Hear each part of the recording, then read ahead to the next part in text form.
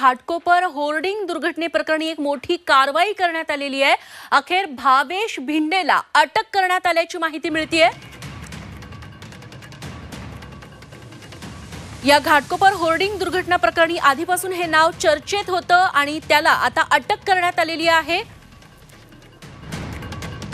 आतापर्यंत या दुर्घटनेत 16 जणांचा मृत्यू झालेला आहे। अनेक गाड्यांचं नुकसान झालंय, अनेक लोक जखमी झालेले आहेत आणि या प्रकरणी ज्याच्यावरती आरोप होत होते त्या भावेश भिंडेला आता अटक करण्यात आलेली आहे।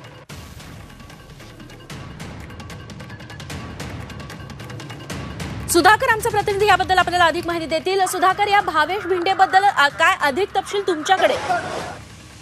त्याला उदयपूरमधून अटक केलेली आहे। त्याला आता मुंबईत आणलं जातंय। मुंबई क्राईम ब्रांचची टीम गेलेली आहे। ही घटना घडल्यानंतर भावेश विरुद्ध गुन्हा दाखल झाला होता। पंतनगर पोलीस स्टेशनमध्ये हा गुन्हा दाखल झाला होता आणि या सर्व अनुषंगाने पोलिसांनी जवळजवळ 7 टीम केल्या होत्या। या 7 टीम भावेशच्या मागावरती होत्या, मात्र तो सापडत नव्हता। यानंतर क्राईम ब्रांचने देखील समांतर तपास सुरू केला होता आणि क्राईम ब्रांचची काही टीम त्याच्या मागावरती होत्या। यानंतर क्राईम ब्रांचला यश आलंय आणि क्राईम ब्रांचनी आज भावेशला अटक केली, भावेश भिंडेला अटक केली। त्याला आता मुंबईमध्ये आणलं जाईल आणि उद्या कोर्टामध्ये हजर केलं जाईल।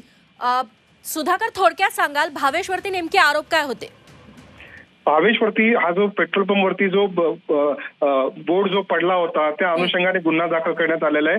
304 पार्ट 2 चा गुन्हा दाखल आहे, म्हणजे मृत्यूस कारणीभूत ठरणं आणि त्याचप्रमाणे अनधिकृत होर्डिंग उभारणं अशा स्वरूपाचे त्याच्यावरती गुन्हे आहेत आणि ह्या गुन्ह्यामध्ये हा जो हे जे कलम लावलं होतं ते गंभीर स्वरूपाचं आहे। 304 पार्ट 2 हे कलम गंभीर स्वरूपाचं आहे, मृत्यूस कारणीभूत असल्याचं एक कलम आहे।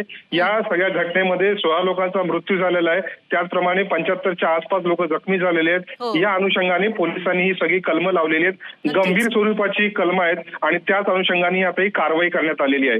निश्चित सुधाकर, धन्यवाद तुम्ही दिलेल्या सगळ्या सविस्तर माहितीबद्दल। तेव्हा आता भावेशला अटक केल्यानंतर त्याने या होर्डिंगसाठी कुणाकडून परवानगी घेतली होती का, घेतली होती तर कुणाकडून घेतलेली होती, या सगळ्यांचा तपशील पुढच्या काही दिवसांमध्ये उघड होणं शक्य होणार आहे।